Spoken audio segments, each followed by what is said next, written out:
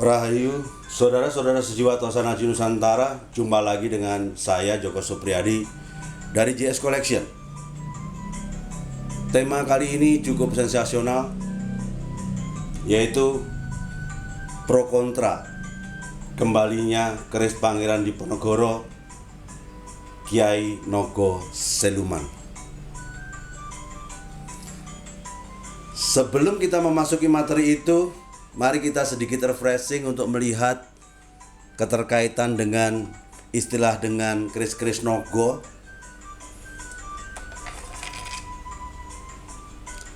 Ini ada keris Nogo dan berkinata.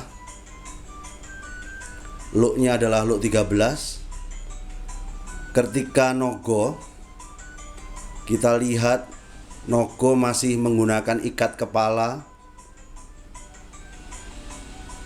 Dialog 13 yang seperti ini, lengkap dari kepala hingga badannya kelihatan sampai ke atas, akhirnya ke ekor. Yang seperti ini kita sebut dengan dapur Nogo Sosro Look 13. Ketika kinatanya lebih dari sepertiga bagian, kita sebut dengan keris Kamarogan.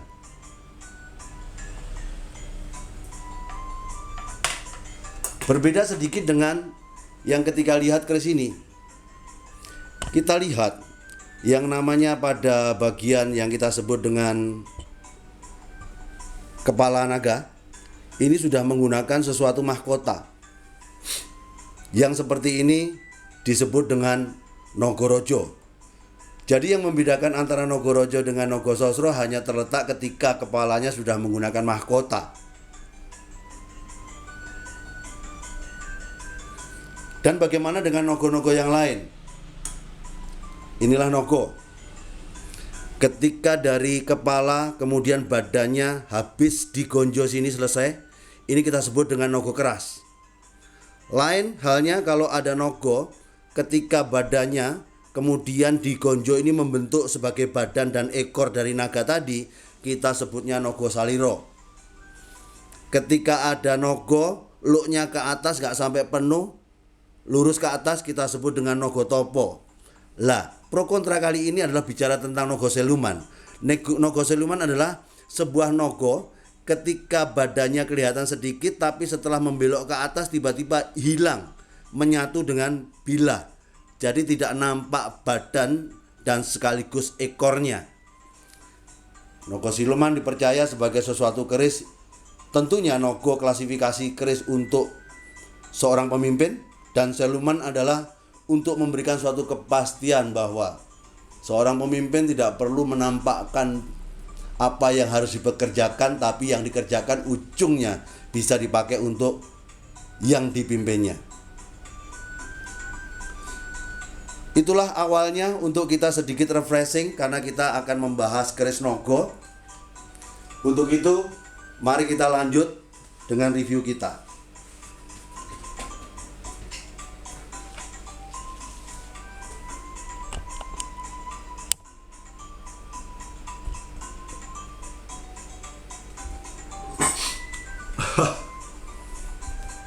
Terima kasih. Itulah sedikit awal kita mencoba melihat tentang tayangan tadi. Sebenarnya hari ini kondisi saya masih lagi flu. Cuman rasanya sudah mulai enakan sehingga rasanya saya bisa gunakan untuk bertemu dengan saudara-saudara sejiwa Tosana Haji. Karena rasanya udah lebih dari seminggu nggak ketemu, rasanya kok kangen. Apalagi saat ini banyak di request oleh teman-teman bahwa kenapa kok saya nggak membahas tentang yang lagi in, kenapa saya nggak kok berkontribusi pandangan pada saat sekarang. Ya semuanya tidak lain tidak bukan karena memang kondisi fisik saya nggak mengizinkan. Mungkin hari ini semesta mengizinkan saya untuk berbicara yang terkait dengan topik yang lagi in, yaitu keris Pangeran Diponegoro. Nanti saya akan coba ajak, karena di sini ini kebanyakan adalah teman-teman baru pemerhati Tosana Haji, sehingga saya akan mencoba mengkaitkan dengan sedikit membahas dapur agar kita menjadi basicnya cukup kuat dalam menelaah kasus ini. sehingga kita jadi tahu ceritanya. Oh begitu ya, dapur Nogososro, Nogoseluman bedanya seperti itu, di sini dibuktikan apa dan lain sebagainya seperti itu. Jadi sekali lagi, mungkin ini waktunya saya untuk mencoba membabar tentang pro kontra keris Pangeran Diponegoro. Saya ingin mencoba mengawali dengan suatu kalimat bijak. Apabila Anda mempercayai sesuatu, itu akan menambah pengetahuan Anda. Namun, kalau Anda tidak hanya sekedar mempercayai, tapi sampai Anda bisa meyakini, itu akan menjadi suatu tuntunan pilihan Anda dalam bertindak.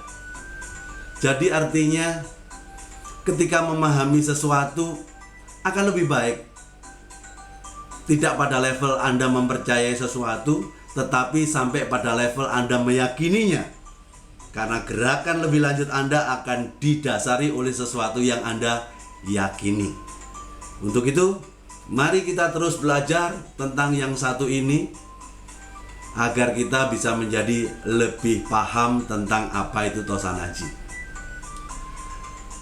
Terkait dengan kata-kata bijak tadi, itu hampir terkait dengan falsafah Jawa. Falsafah Jawa mengungkapkan adanya semacam suatu pemahaman kebenaran sejati adalah kasunyatan itu. Jadi kebenaran itu adalah suatu kasunyatan. Anda mengatakan hari ini sebuah kebenaran, tapi oleh suatu kasunyatan baru dibuktikan itu sudah tidak lagi benar. Anda harus mengikuti kebenaran baru, yang lama Anda harus tinggalkan. Itulah falsafah Jawa membuat kita itu orang yang sangat fleksibel dan sangat bisa menerima sesuatu perubahan sampai kita menemukan sesuatu hal yang baru. Sekali lagi, kebenaran sejati adalah kasunyatan. Itu sesuatu hal yang menurut saya sangat luar biasa. Jadi sekali lagi, bagi orang Jawa, kebenaran itu dinamis. Perlu adanya semacam sesuatu pembuktian baru, kasunyatan baru, baru akhirnya dia akan mengatakan bahwa oke, ini yang benar. Jadi sebagai orang Jawa yang paham tentang budaya Jawa, tentunya Anda tidak bisa mengatakan, gua nggak setuju dengan itu. Kasunyatanmu apa yang kamu bisa buktikan? Enggak, pokoknya gua nggak mau terima itu. Lah, seperti itu istilahnya ilmu pokrol-pokrolan. Secara budaya Jawa tidak seperti itu. Jadi kalau sampai kita tidak bisa menemukan sesuatu kasunyatan baru, terimalah kasunyatan yang ada itu sebagai sebuah kebenaran. Ambil suatu contoh sederhana. Ada suatu cerita tentang Patih Gajah Mada. Dia diceritakan menunggangi kuda menuju arah matahari terbit, melewati kebun jagung. Mari kita coba telaah, kalau itu saat itu adalah merupakan kasunyatan Anda, terimalah. Tapi kalau Anda sudah menemukan suatu kasunyatan baru, mari kita coba revisi. Jangan kita terkungkung oleh sebuah kesalahan masa lalu, yang baru mari kita terima. Kenapa saya katakan demikian? Anda perlu tahu bahwa ternyata jagung masuk ke Indonesia itu dibawa oleh Portugis abad 16. Sementara Anda tahu Gajah Mada cerita di Mojopahit. Sementara jagung itu dikenal di kita itu abad 16. 200 tahun kemudian setelah Mojopahit tidak ada, baru ada yang namanya jagung yang didatangkan dari Amerika Tengah dan Selatan. Jadi harusnya Gajah Mada menaiki kuda sangat gagah perkasa menuju matahari terbit, matahari terbenam. Jangan ditambahkan melewati kebun jagung, karena saat itu perkebunan jagung belum ada. Cerita yang sederhana kecil sekali ya. Ini contohnya sangat gampang. Anda tahu ikan gadul yang kepalanya besar, atau ada orang mengatakan cedul. Kalau bahasa Inggrisnya namanya guppy. Itu loh, kalau di sawah itu kan banyak, di airnya tuh ada kain gadul, ikan gedul dan lain sebagainya. Kalau Anda tidak paham tentang itu, Anda akan menganggap sesuatu kasunyatannya itu adalah ikan dari Indonesia. Padahal kalau Anda ingin tahu, ikan gadol atau gupi itu didatangkan oleh pemerintah kolonial Belanda tahun 1920. Itu dari Venezuela. Tujuannya mendatangkan itu apa dari Venezuela? Tujuannya adalah saat itu ada wabah malaria. Diduga nyamuk itu berkembang biak dari sawah. Nah, bagaimana jentik-jentik nyamuk itu mati? Dimakan oleh ikan. Lah, ikan apa yang bisa memakan? Ya, akhirnya ikan gupi atau gadol tadi. Jadi ketika Anda tidak paham kasunyatan baru, Anda akan menganggap itu adalah ikan dari Indonesia. Kalau Anda paham cerita ini, oh begitu, akhirnya kita terima. Kalau sebuah kebenaran merupakan kasunyatan itu bukan dari kita, ya kita katakan bukan dari kita. Kalau itu berasal dari Nusantara, ya dari Nusantara. Nah, ini terkait dengan perkerisan. Sangat sederhana tapi menurut saya jadi lucu. Kenapa saya katakan lucu? Anda tahu semongko itu buah, ternyata itu berasal dari Afrika. Dan menjadi buah di meja itu di awal abad 20, tahun 1900-an awal. Padahal kita selalu mengatakan bahwa ada pamor kulit semongko, Tangguh, Tuban, Mojopahit kulit semongko. Kalau Mojopahit adalah 1300, sementara adanya baru awal tahun 1900, saya patut duga nama kulit semongko itu adalah merupakan konsensus dari praktisi Tosan Aji saat itu. Setelah adanya semongko di Indonesia, setelah melihat pamornya kok desainnya seperti kulit semongko, akhirnya baru dikatakan itu. Jadi itu bukan merupakan kasunyatan sebelumnya, karena kasunyatan itu baru kita dapatkan di awal tahun 1900-an. Jadi kenapa saya ingin ajak Anda ngelantur ke arah sana? Bagaimana dengan sebelumnya? Jadi ada semacam sesuatu komitmen yang terjadi. Makanya di sini saya itu minta adanya suatu konsensus dari orang-orang senior Tosan Aji mumpung saat ini. Karena saat itu kita punya yang namanya Pak Haryono Guritno, Bapak Bambang Hasrinuksmo, tapi tidak mampu membuahkan suatu kesepakatan yang akhirnya dipakai sebagai suatu dasar buat orang selanjutnya. Harapan saya agar para senior Tosan Aji bersatu untuk membentuk blueprint untuk mengakomodasi hal-hal yang tidak ada pada kasunyatan masa lalu. Jadi mari kita masuk ke topik dapur, karena ini terkait dengan yang namanya dapur perkerisan. Satu hal ya, kacamata saya tuh rasanya kok agak kurang ya. Kurang mantap, maaf. Jadi kalau kita bicara tentang masalah dapur itu juga namanya kesepakatan. Nama-nama dapur itu juga kesepakatan. Kesepakatan itu mulai dirintis di era Sultan Agung. Saat itu terbabar dalam Serat Centini. Jadi kalau kita ingin sedikit belajar sejarah, Serat Centini itu adalah kisah perjalanan dari putra dan putri dari Sunan Giri setelah dikalahkan Sunan Giri oleh Pangeran Pekik dari Surabaya.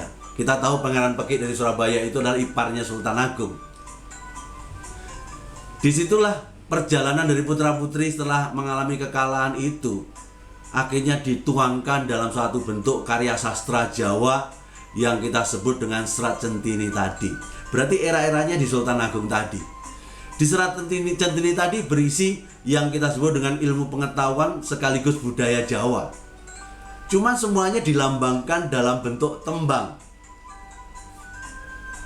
Sehingga kalau kita mau menginterpretasikan sesuatu, itu harus mengartikan arti dari tembang tadi. Susah bukan? Di dalam Serat Centini situ, kalau menyangkut masalah perkerisan, itu diatur pada jilid 1 sampai dengan jilid 4. Ternyata yang dianggap sebagai dapur utama yang ada di serat centini cuma 120 biji. 40 berupa keris lurus, 80 keris lo.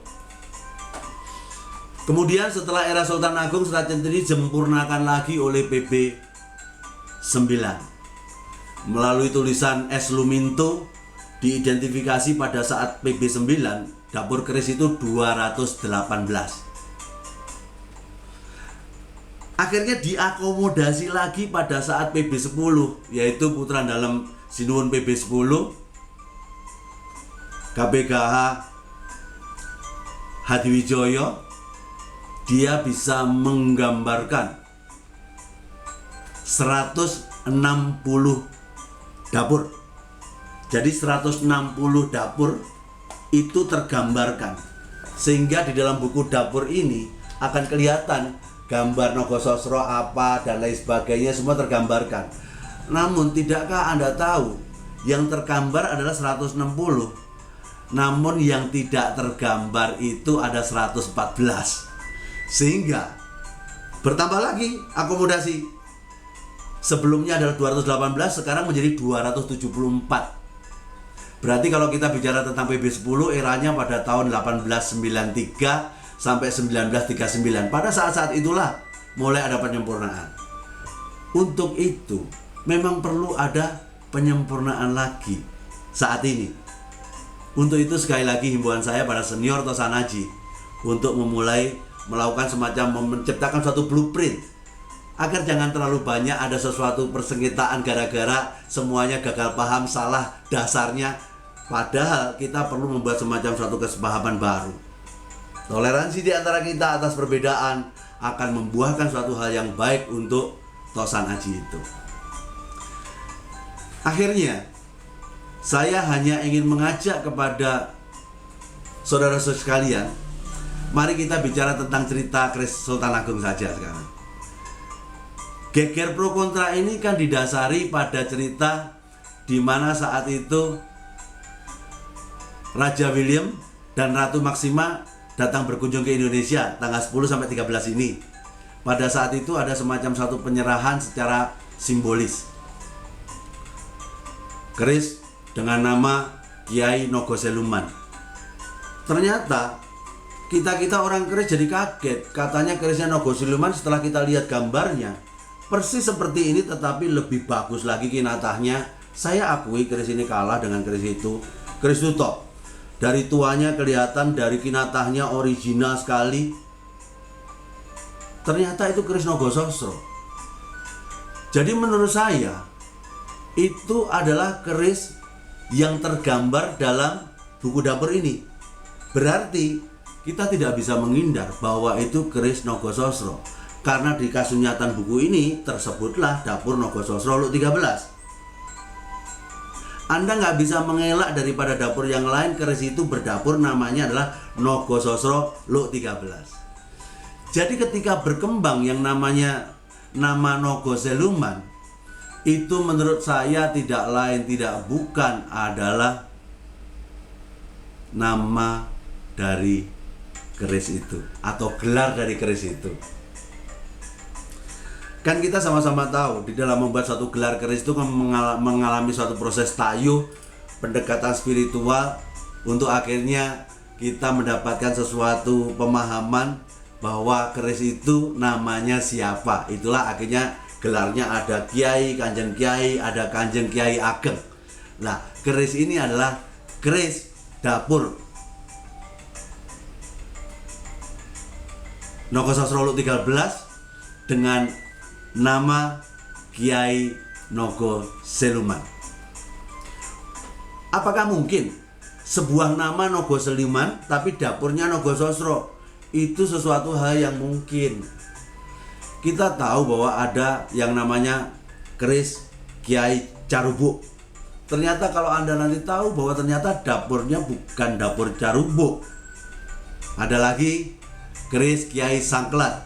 Ternyata aneh sekali bahwa ternyata dapurnya cuma hanya sebatas Tilamupe saja.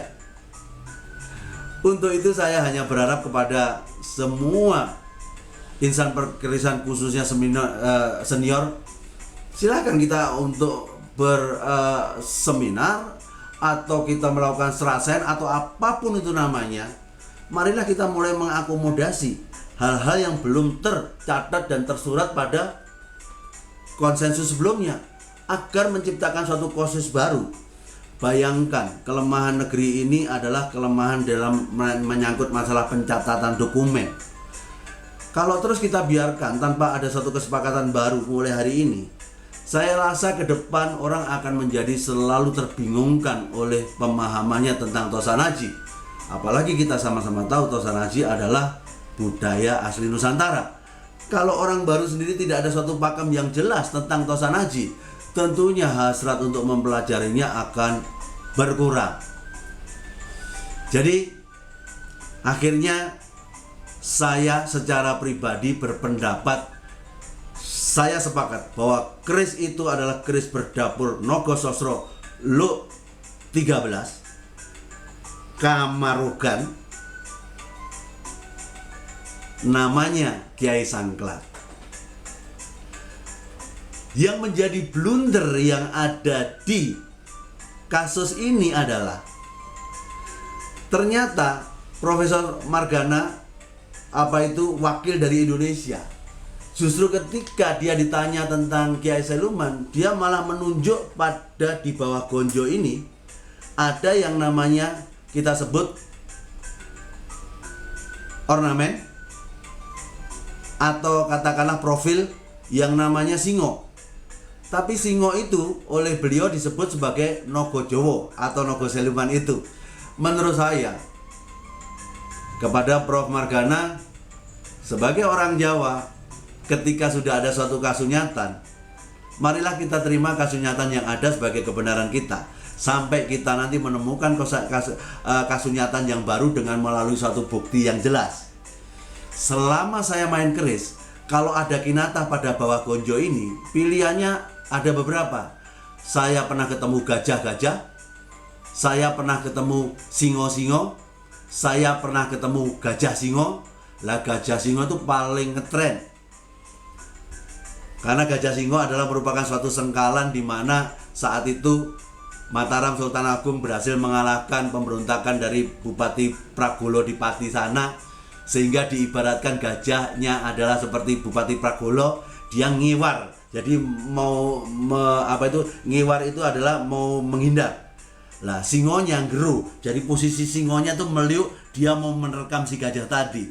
Lah proses meliuknya si singo tadi ditangkap sebagai seolah-olah Nogo Jawa. Ndak.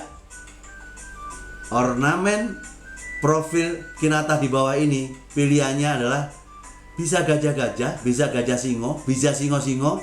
Saya pernah lihat ada ayam-ayam. Saya pernah lihat ada bulus atau penyu-penyu. Tapi saya nggak pernah ada kinatah gajah Nogo Jowo atau Seluman tadi, nggak pernah. Saya cuma hanya berharap. Blundernya cuma di situ. Saya akui bahwa keris itu benar, Nogososro, otentik kinatahnya Kamarogan. Tapi kadang-kadang kita juga nggak boleh mengatakan itu pasti adalah ornamennya gajah singo, karena di gajahnya itu yang di depan ini copot, yang jelas kelihatan satu singonya yang di belakang. Bisa-bisa singo-singo. Jadi kita juga tidak perlu ngotot untuk mengakui kasunyatan yang baru dari orang perkerisan untuk kita ikuti sampai kita menemukan suatu hal yang baru.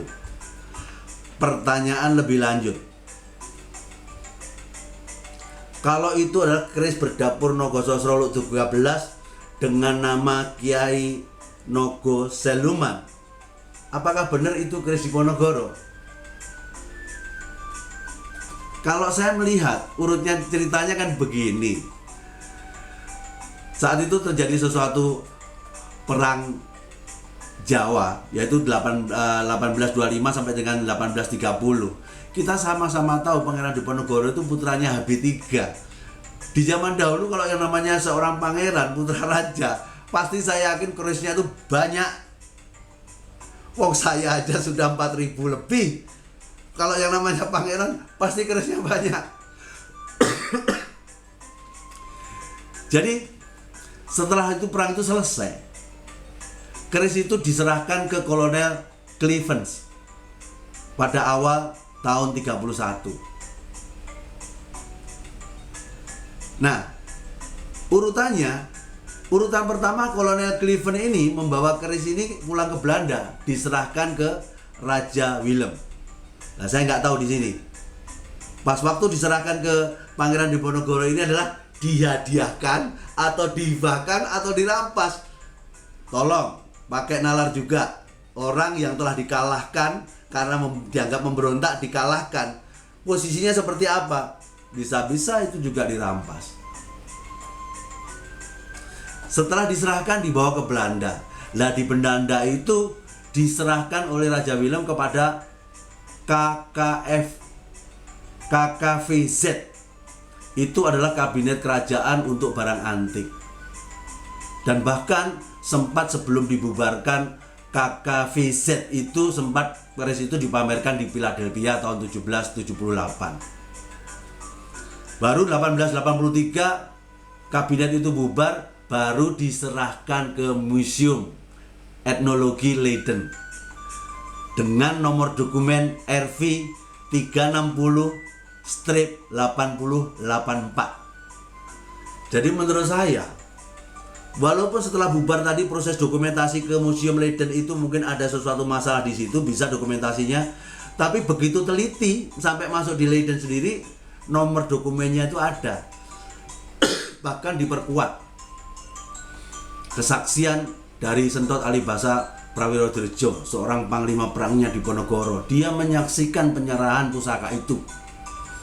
Dan sewaktu di Belanda, seorang pelukis Raden Saleh pun juga mengabadikan dalam bentuk lukisan. Jadi sekali lagi, kebenaran sejati bagi orang Jawa adalah kasunyatan. Mari saudara-saudaraku sekalian, mari kita terima keris yang datang ini sebagai keris Pangeran Diponegoro dengan gelar Kiai Nogo Seluman Berdapur Nogososro Luk 13 Kamarogan. Buat saya, apakah kita harus dipaksa untuk harus satu garis? Tidak. Sampai Anda bisa menemukan suatu kasunyatan baru saya akan mengikuti kasunyatan yang telah Anda temukan. Bukan hanya mengatakan, pokoknya saya gak setuju. Tapi kalau kasunyatannya kayak gini, terimalah dulu. Jangan-jangan ke depan tidak ada kasunyatan baru. Ya sudah, inilah yang kita terima. Kalau ada yang baru, itu kita anggap kasunyatan baru. Karena bagi orang Jawa, kebenaran adalah sesuatu yang sifatnya dinamis. Dan selanjutnya himbauan saya, marilah juga kita hargai pemerintah Belanda. Kenapa saya menghargai? Janganlah terlalu dendam dengan masa lalu. Dulu orang Belanda yang menjajah bukan Belanda yang sekarang, tapi karena suatu cerita sekarang jadilah seperti ini. Kenapa harus kita hargai pemerintah Belanda? Dia sudah ada etikat nyata untuk melakukan penyerahan pada tahap pertama. Kenapa saya harus hargai? Kalau sudah diserahkan tahap pertama, ada kemungkinan tahap kedua. Karena tidak pernah mungkin akan ada tahap kedua kalau tanpa ada penyerahan tahap yang pertama. Makanya mari kita hormati. Itulah saudara-saudara sekalian, pemahaman saya secara menyeluruh tentang keris yang satu ini. Saya ucapkan selamat datang Kiai Nogo Seluman Berdapur Nogososro Luk 13 Kamarogan Kinata Gajah Singo, merupakan pusoko Pangeran Diponegoro, kembali ke pangkuan Ibu Pertiwi. Demikianlah pendapat saya. Kalaupun ada sesuatu perbedaan di sana sini, selalu saya ngomong, bagi saya perbedaan itu adalah keindahan. Tidak perlu untuk dipertentangkan, hanya butuh sedikit toleransi, sesama perbedaan itu akan bisa tetap masih menyatu. Untuk itu, jayalah selalu budaya Tosan Haji Nusantara. Pastikan budaya ini menjadi tuan rumah di negeri sendiri. Kalau bukan kita, siapa lagi? Kalau tidak sekarang, kapan lagi? Rahayu, Rahayu, Rahayu, Sagung Dumadi. Nuwun.